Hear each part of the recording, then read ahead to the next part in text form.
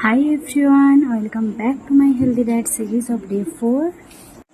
তো আমি ছিলাম আমার ছোট মাসির বাড়িতে। মাসি সকালবেলা আমাকে বেলের শরবত দিয়েছিল, যেটা আমি ঢেলে দিয়েছিলাম। যাই হোক, তারপর নির্লজ্জের মতো আবার মাসির কাছ থেকে এক গ্লাস চেয়ে কিন্তু খেয়ে নিলাম।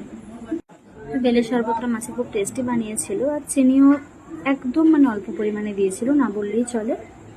দেন কিন্তু খেয়ে নিয়েছিলাম হচ্ছে ডিম টোস্ট, তো যেটা মাসি দারুণ টেস্ট বানিয়েছিল।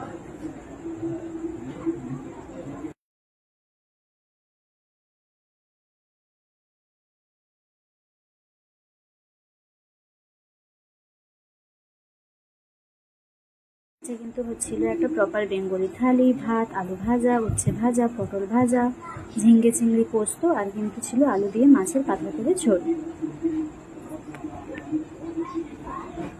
দেন সন্ধ্যাবেলা খেয়ে নিয়েছিলাম চা আর কিন্তু টপ বিস্কুট, বাট আমি 2 পিসই খেয়েছিলাম, প্লেটে মাসি সবাইয়ের জন্য দিয়েছিল।